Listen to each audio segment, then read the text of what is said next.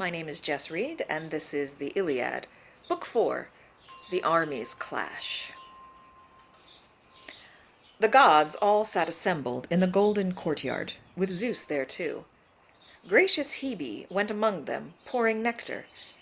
They toasted each other in golden cups as they looked out on Troy.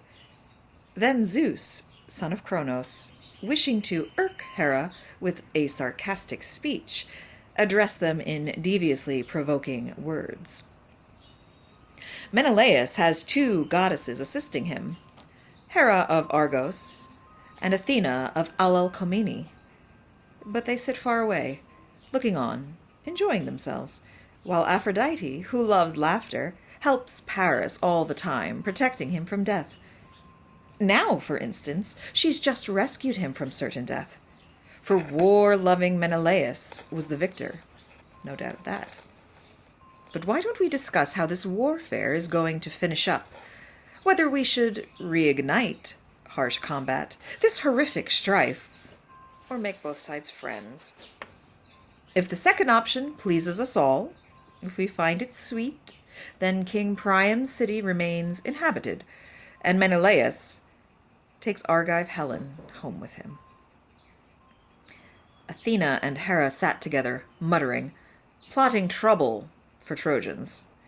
Angry at Zeus, her father, Athena sat there silently, so enraged she didn't say a word. But Hera, unable to contain her anger, burst out. Most fearful son of Cronos, what are you saying? How can you wish to undermine my efforts, prevent them from achieving anything? What about the sweat which dripped from me as I worked so hard, wearing my horses out, gathering men to wipe out Priam and his children? Go ahead, then.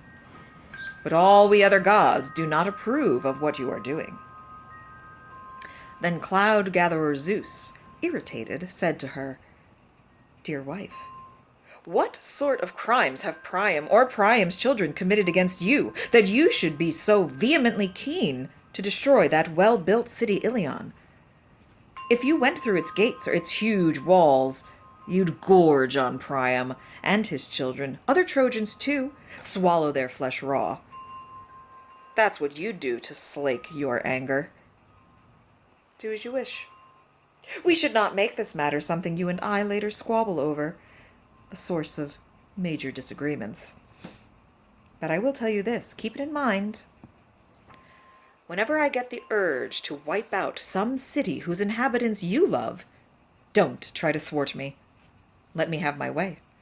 I'll give in to you freely, though unwillingly. For of all towns inhabited by earth's peoples under the sun, beneath the heavenly stars, sacred Ilion, with Priam and his people, expert spearmen, stands dearest in my heart. My altar there has always shared their feasts, with libations and sacrificial smoke, offerings we get as honors due to us. Ox-eyed Hera then said in reply to Zeus, The three cities I love the best by far are Argos, Sparta, and Mycenae, city of wide streets. Destroy them utterly, if you ever hate them in your heart. I won't deny you or get in your way. If I tried disagreeing with such destruction, my hostile stance would be quite useless, for you are far more powerful than me. But my own work must not be wasted, worth nothing. I'm a god, the same race as you. I'm crooked-minded Cronos' eldest daughter. Another thing, in addition to my birth, I'm called your wife, and you rule all immortals. In this matter, then, let's both support each other's wishes. You mine, I yours. Other gods will follow our example. Instruct Athena to go immediately where Trojans and Achaeans carry on their bitter conflict. There she should try to get the Trojans to break their oaths first, by harming the glorious Achaeans. Hera spoke. The father of gods and men agreed. He spoke up to Athena. His words had wings. Go quickly to the Trojan and Achaean troops. Try to get the Trojans to break their oaths first by injuring the glorious Achaeans. Zeus's words stirred up Athena's earlier desires. She darted from Olympus' summit, sped off like a comet sent by crooked-minded Kronos' son, a beacon for sailors and the wide race of men, showering sparks behind her as she flew. That's how Pallas Athena shot to earth, then dropped right down in the middle of the soldiers. Horse-taming Trojans looked on in amazement, well-armed Achaeans, too. As they saw her, each man said to the person next to him, "There's going to be more war, more wretched combat, or else great Zeus, who serves up war to men, will make the troops on both sides friends." That's what the troops muttered, both Trojan and Achaean. Athena went down into the Trojan crowd, looking like Laodocus, Antor's son, a strong spearman, seeking godlike Pandarus. She met Pandarus, Lycaon's powerful son, a fine man, standing there with his sturdy soldiers, shield-bearing troops who'd come from the river Asipus. Standing near him, Athena spoke. Her words had wings. "Fiery-hearted son of Lycaon, why not do as I suggest? Prepare yourself to shoot a swift arrow at Menelaus. You'd earn thanks and glory from all Trojans, and most of all, from Prince Alexander. He'd be the very first to bring fine gifts. If he could look at warlike Menelaus, son of Atreus, mounted on his bier, his bitter funeral pyre, killed by your arrow. So come then, shoot an arrow at him, at splendid Menelaus. Promise Apollo, illustrious archer born in Lycia, you'll make fine sacrifice, some newborn lambs, once you get back to holy Zelea." Athena spoke, and thus swayed his foolish wits. Pandarus took up his bow of polished horn, made from a nimble wild goat he himself once shot under the chest as it leapt down from a rock. He'd waited in ambush and hit it in the front. The goat fell down on the rocks, landing on its back.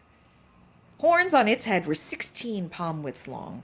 A man skilled in shaping horn had worked on them, to fit the horns together to create a bow. He had polished it all over, adding gold caps snugly fitted on the tips. Pandarus stooped down, strung the bow, then set it on the ground. His brave companions held their shields before him, just in case Achaea's warlike sons attacked them before he could shoot Menelaus, Atreus' warrior son. Then, removing the cover from his quiver, Pandarus took out an arrow, a fresh-winged courier bearing dark agony. Next, he quickly set keen arrow on the string, swearing an oath to the archer god, Lycian-born Apollo, that he would make splendid sacrifice, first-born lambs when he got back to his city, holy Zelea. Gripping the arrow notch, the ox-gut bowstring, he pulled back, drawing the string right to his nipple, iron arrowhead against the bow. Once he'd bent that great bow into a circle, the bow twanged, the string sang out, the sharp-pointed arrow flew away, eager to bury itself in crowds of men. But, Menelaus, the immortal, sacred gods did not forget you. Athena, Zeus's daughter, goddess of war's spoils, was first to stand before you, warding off the piercing arrow. She brushed it from your skin, just as a mother brushes a fly off her child while she lies sweetly sleeping. Athena led the arrow to the spot where the gold buckles on the belt rest on the joint in the double body armor. The keen arrow, dug into the leather strap, passed right through the finely decorated belt, through the richly embossed armor, the body mail, his most powerful guard, worn to protect his flesh by blocking spears and arrows. The arrow pierced it, going through that mail, and grazed the skin of Menelaus. Dark blood at once came flowing from the wound. Just as when some woman of Maeonia or Caria stains ivory with purple dye, making a cheek piece for a horse and leaves it in her room, an object many riders covet for themselves, a king's treasure, a horse's ornament and rider's glory. That's how, Menelaus, your strong thighs, shins, and ankles were stained with your own blood below the wound. When Agamemnon saw dark blood flowing from the wound, that king of men shuddered. And Menelaus, who loved war, shuddered too. But when he saw barbs of the arrowhead, its binding still outside, not underneath the skin, his spirits rose, and courage flowed back into his chest. Mighty Agamemnon, taking Menelaus by the hand with a bitter groan, spoke to his companions, all grieving with him. Dear brother, that oath I swore was to your death, letting you step forward to fight Trojans as Achaea's champion. For now the Trojans have shot you, walking roughshod on their oaths, that treaty they swore to in good faith. But still the oath, lamb's blood, unmixed libations, handshakes, things in which we placed our trust, all these will not go in vain. For if Zeus the Olympian does not fulfill them now, later on he will. Trojans will pay much. With their heads, their wives, their children. I know in my mind and heart that day will come, when holy Troy, Priam, and his people, fine spearmen, will be annihilated. When high-ruling Zeus, son of Cronos, who dwells in the sky, angry at their lies, will shake his dark aegis against them all. These things will be fulfilled.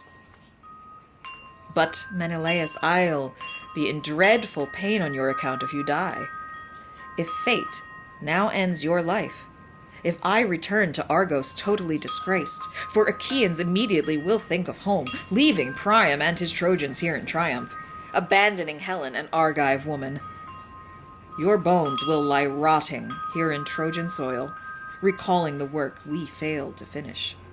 Then some arrogant Trojan, leaping up onto the tomb of famous Menelaus, will shout, "May Agamemnon's anger always end like this, his Achaean army brought here in vain. He returned home, back to his native land in empty ships, abandoning courageous Menelaus." That's what he'll say. Before that day, I hope the broad earth will lie over me. Then Menelaus, to cheer up Agamemnon, said, "Take courage. Don't upset Achaeans. This sharp arrow is not a fatal hit. My gleaming belt protected me on top, as did my body chainmail underneath, forged in bronze." Mighty Agamemnon answered, "My dear Menelaus, I hope that's true. But a healer must inspect your wound, apply his medicine to relieve black pain." Agamemnon ordered Talthybius, his godlike herald. "Talthybius, as quickly as you can, get Machaon here, son of Asclepius, healer without equal, to look over warlike Menelaus, son of Atreus, shot by someone's arrow, a skilled archer, Trojan or Lycian, to his glory and our grief." Once he heard the order, Talthybius obeyed. He set off among bronze-clad Achaeans, seeking heroic Machaon. He saw him there, standing among the ranks of his strong warriors, shield-bearing men who'd come with him from Tricca, land where horses breed. Standing close beside him, Talthybius spoke. His words had wings. "Son of Asclepius, rouse yourself, for mighty Agamemnon calls for you to look at warrior Menelaus, Achaea's leader, shot by someone's arrow, a skilled archer, Trojan or Lycian, to his glory and our grief." At Talthybius' words, Machaon's spirits were stirred up in his chest. They set off together, through the wide Achaean army's crowded ranks. They came where wounded, fair-haired Menelaus lay. Around him, all the noblest men had gathered in a circle. Machaon, godlike man, strode into the middle, drew the arrow from the belt without delay, twisting back the sharp barbs as he pulled the arrow out. He undid the finely decorated belt and armor, then under that the chainmail forged in bronze. Next he inspected the wound the keen arrow made, sucked out the blood, then skillfully applied his potions, soothing medicines which Chiron gave his father.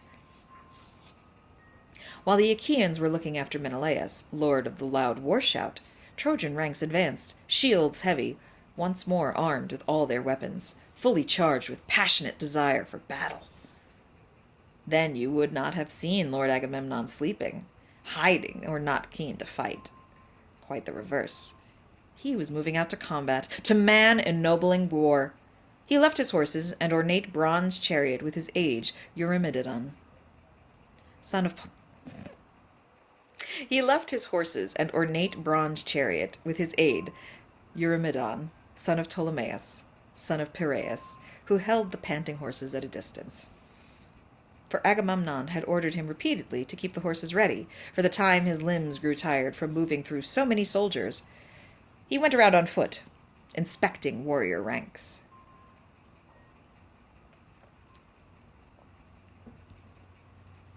When he saw Danaans coming up with horses, he approached them, shouting words of encouragement. Argives, don't lose your warlike spirit. Father Zeus will never help those liars. By attacking us, these Trojans were the first to violate their oaths. Vultures will gnaw at their tender flesh, while we lead off their wives and their dear, delicate children to our ships, after we've demolished their city. But when Agamemnon saw soldiers holding back from hateful war, he lashed out at them in anger. You cowards! Worthless Argives, aren't you ashamed? What are you doing, just standing here like dazed fawns exhausted after running over a large plain, now motionless hearts drained of spirit? That's how you stand, in a trance, not marching up to battle. Are you waiting for Trojans to come closer, up to the fine sterns of our ships beached here, on the gray shore, so you can see if the hand of Kronos' son will shield you? In this way, Agamemnon moved around the army, exerting his authority through the ranks. Going past crowds of men, he met the troops from Crete, as they armed themselves around Idomeneus, their fiery-hearted leader, at the front, fierce as a wild boar. In the rear, Meriones roused the ranks for action. Looking at these two, Agamemnon, king of men, rejoiced. He spoke out, talking straight to Idomeneus in a friendly tone. Idomeneus, above all Danaans, with their swift horses, I value you in war, in all other matters, and at banquets. When Achaea's finest prepare gleaming wine, the kind reserved for kings in mixing bowls, other long-haired Achaeans drink their portion, the amount allotted to them. But your cup always stands full of wine, as does mine, so you drink any time your heart desires. Set off to battle, then. Show you're a man, the splendid man you claimed to be before. Idomeneus, Cretan leader, answered Agamemnon. Son of Atreus, indeed I'll prove myself a loyal comrade to you, as I promised that first time long ago. But you should rouse the other long-haired Achaean men to action, so we may fight at once, without delay. Since Trojans have broken their sworn promises, death and sorrow will come to them at last, for they attacked us first, breaking their oaths. At these words, Agamemnon felt joy in his heart. Then he moved off. As he continued on his way, he met both men called Ajax, arming themselves among the hordes of troops, with crowds of men on foot.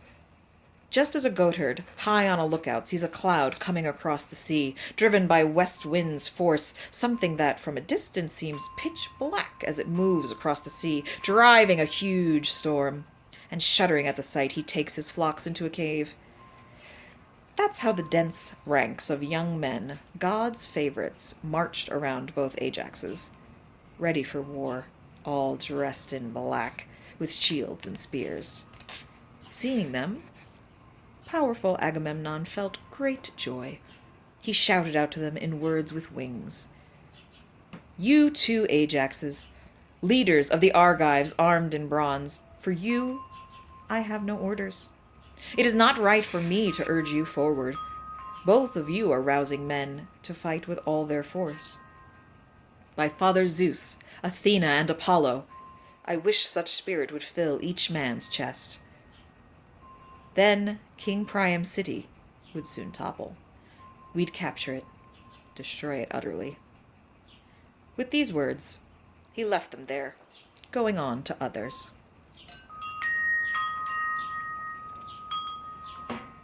He met Nestor, clear-voiced orator from Pylos, setting his troops in order, urging them to fight under huge Pelagon, Alastor, Chromius, Haemon, and mighty Bias, his people's shepherd. Nestor set horses, chariots, and charioteers in front. In the rear he placed his many brave foot soldiers, a battle wall. In the middle he placed his poorer troops, to force them to keep fighting on against their will. First, he told the charioteers to control their horses, so they did not confuse the battle line. In your eagerness to engage the Trojans, don't any of you charge ahead of others, trusting your own power and horsemanship. And don't lag behind, that will hurt our charge. Any man whose chariot confronts an enemy's should thrust out with his spear at him from there. That's the most effective tactic, the way men wiped out city strongholds long ago, their chests full of that style and spirit. Thus that old man, skilled in war's tradition, roused his men. Seeing him, mighty Agamemnon was elated. He spoke to Nestor. His words had wings. Old man, how I wish the power in those knees of yours could match the spirit in your chest, your strength remain unbowed. But old age, our common enemy, has worn you down. If only that had happened to some other man and left you in place among the ranks of younger warriors. To those words, Granaian horseman Nestor said, Son of Atreus, yes indeed, I wish I were the man I used to be back then, when I cut down Eruthalion. But gods don't give men everything at once. Then I was young, now old age follows me. But I'll be with my horsemen, advising them, giving them their orders, an old man's right. Fighting with spears is for the younger men born after me, men who rely on strength.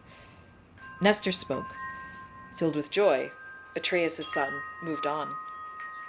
Next he came upon Menestheus, Peteos' son, a charioteer, standing still among Athenians, famous for their battle cries.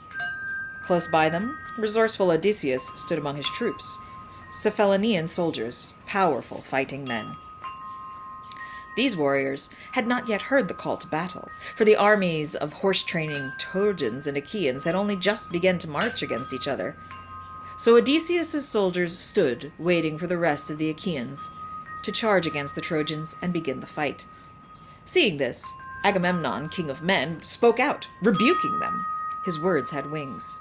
Son of Peteos, God-given king, and you, Odysseus, skilled in sly deception, crafty-minded, why are you holding back, standing apart?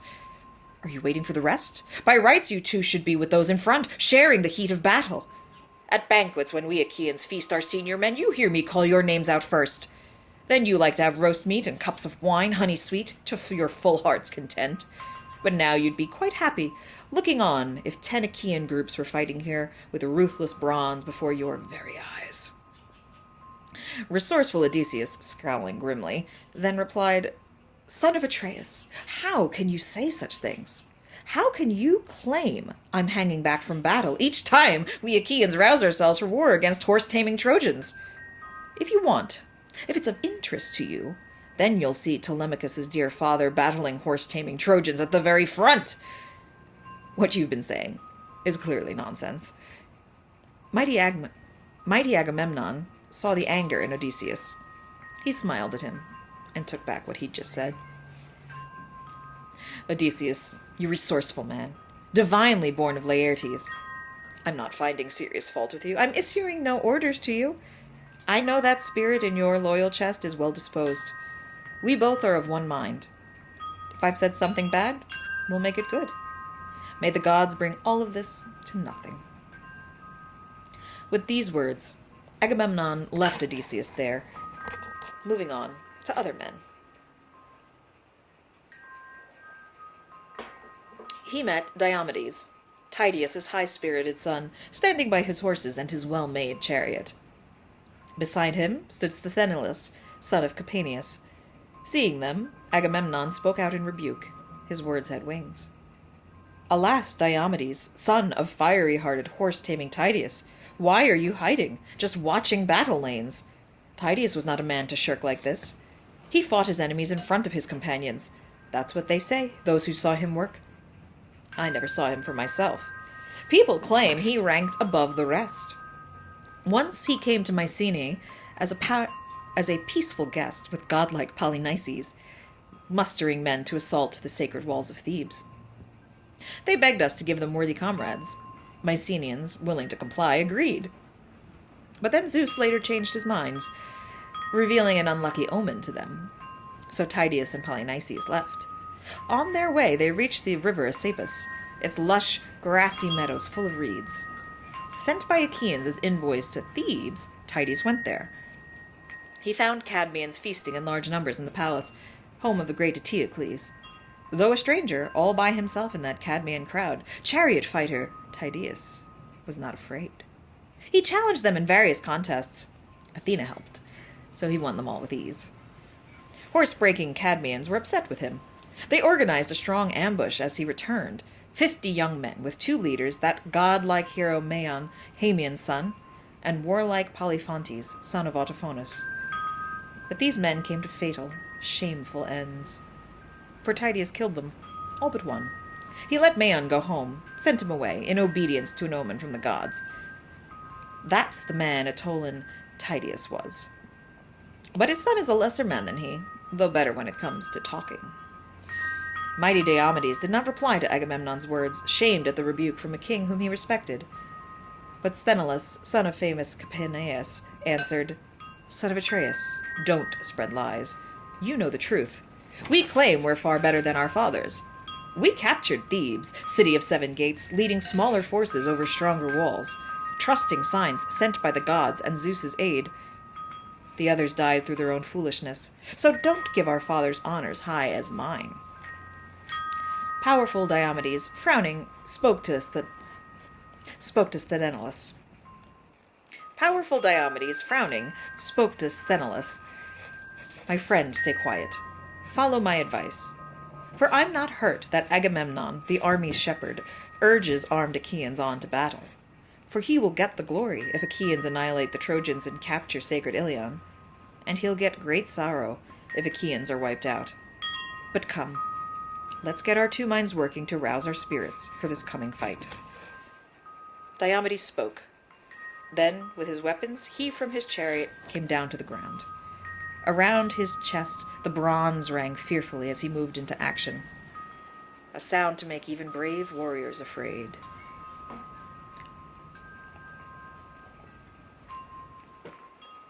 Just as thundering ocean surf crashes on the sand, wave after wave, driven by the west wind's power, one wave rising at sea, then booming down on shore, arching in crests, and crashing down among the rocks, spewing salt foam.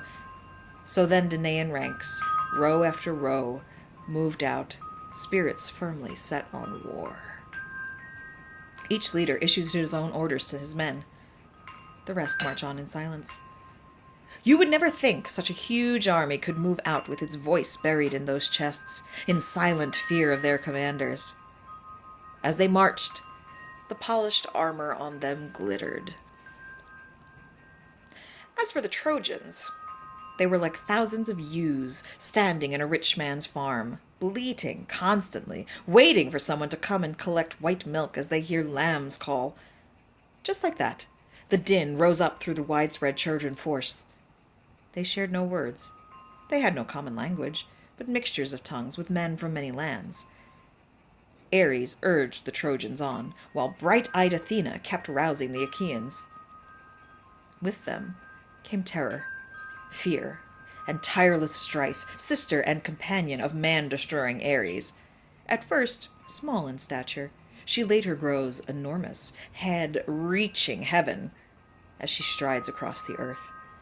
Strife went through the crowds of soldiers, casting hatred on both sides equally, multiplying human miseries. When the 2 armies came to one common ground, they smashed into each other.